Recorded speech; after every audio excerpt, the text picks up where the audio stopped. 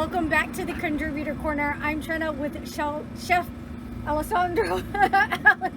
I'm used to calling you Alex. Alex is I fine. have to think Alex about is it to call you Drop Alessandro. the chef, Alex is fine. But I wanted to ask you, so since you went from the restaurant Italian kitchen, then you went to the food truck and you have a food trailer, what are some of the differences in cooking that you've had to do in preparation for each place?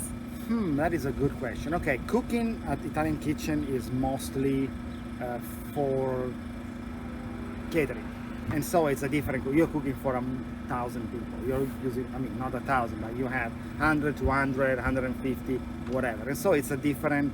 You cook in scale, so you cook that much stuff at once. As Jennifer might tell you, when I picked the menu for this food truck and the food trailer, the food trailer and the food truck, I didn't consider the prep because everything is made from scratch. Because of course, there are only 2 food trailers like this food kind of menu in the US, and so I cannot find anything pre-made. Everything is made from scratch. That means that an arancino that has saffron risotto, the saffron risotto has to be made, and then the sauce, the meat sauce that goes inside has to be made, and it cooked for 6 hours.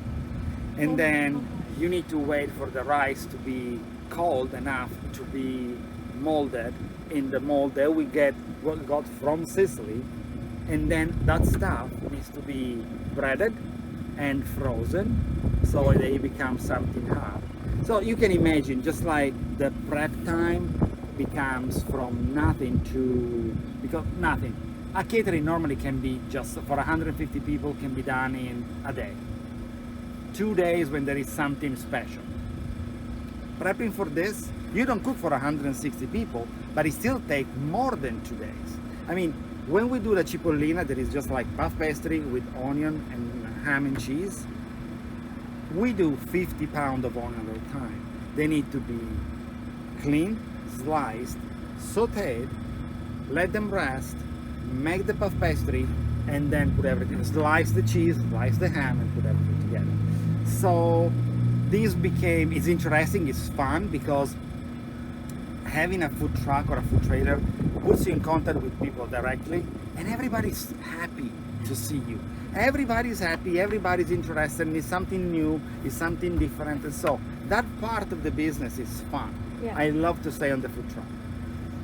The part of cooking is laborious. Yeah. I mean, every time I want to add something, Jennifer yells at me and says, "Is it gonna be another one of those things that takes forever to be made?" Yes, it is. Yes, it is.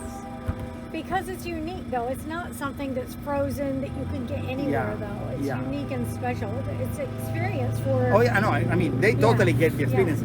We had, one of the best compliments that we had was a little kid that has been in Sicily 2 years ago. And they met us at the market, the farmer's market.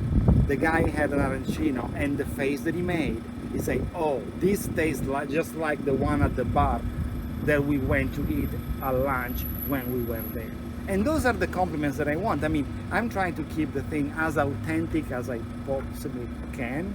I was super lucky because I found a local producer that makes the best provolone cheese that you can find in this country that tastes exactly like the one in Sicily. Because if people try provolone and they buy anywhere, it tastes like nothing. There is no difference between provolone and mozzarella. They just taste like nothing. This one tastes a little bit peppery.